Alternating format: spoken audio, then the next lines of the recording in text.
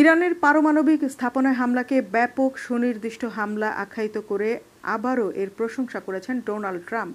নেদারল্যান্ডসের ন্যাটো সম্মেলনের সংবাদ সম্মেলনে তিনি বলেন, বিশ্বের আর কোনো সামরিক বাহিনী এটি করতে পারত না। ট্রাম্প জানান, আগামী সপ্তাহে তিনি ইরানের সঙ্গে আলোচনা করবেন। তিনি বলেন, তেহরানের পরমাণু কর্মসূচি ধ্বংস হয়ে গেছে।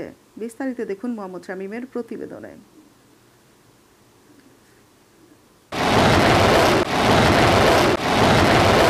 গত 13 জুন ইরানের বিরুদ্ধে গোপন সামরিক পারমাণবিক কর্মসূচি পরিচালনার অভিযোগ তুলে বড় ধরনের সামরিক অভিযান শুরু করে Israel.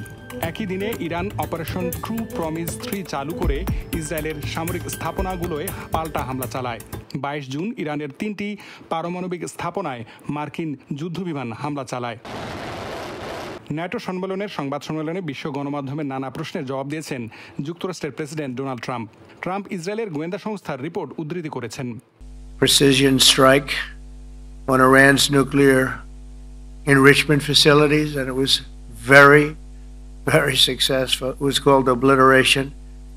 No other military on earth could have done it, and now this incredible exercise of American strength has paved the way for peace with a historic ceasefire agreement late Monday, and we call it the 12-day war. Spoke to a few people. I guess that just sounded like the right name. It was a 12-day war, and we think it's over. I don't think they're going to be going back at each other. I don't think so.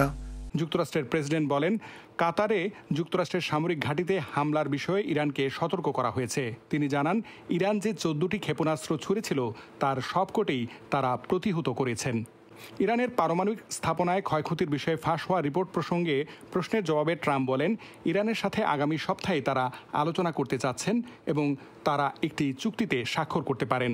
নেদারল্যান্ডসের NATO সম্মেলনে বক্তৃতা দেওয়ার সময় Donald Trump জানিয়েছেন, শুধু ইরানের ফার্দো পারমাণবিক স্থাপনায় যুক্তরাষ্ট্রের হামলার একমাত্র লক্ষ্য ছিল না। তিনি বলেন, আরও 2টি টার্গেট ছিল যেগুলো পুরোপুরি ধ্বংস হয়নি। সেগুলো শত শত মাইল দূরে সাবমেরিন থেকে হামলা করা হয়েছিল।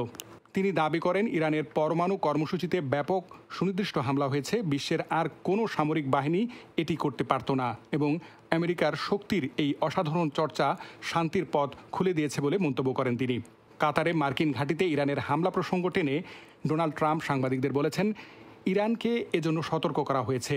তিনি জানান, এই ঘাঁটিকে লক্ষ্য করে ইরানের ছোড়া 14টি ক্ষেপণাস্ত্রের সবকটিকেই ভূপাতিত করা হয়েছে।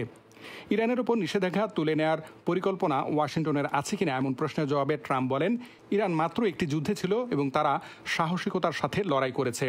চীন চাইলে ইরানের কাছ থেকে তেল কিনতে পারে। তিনি বলেন, দেশটির আবার ঠিক হওয়ার জন্য অর্থের প্রয়োজন।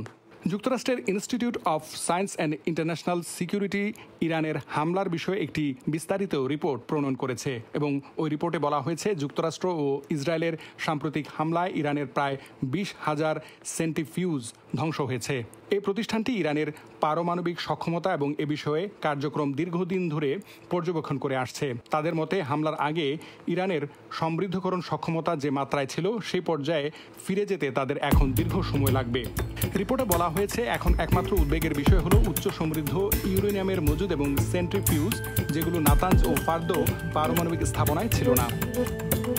Mohammad Shamim, VTV US, new York.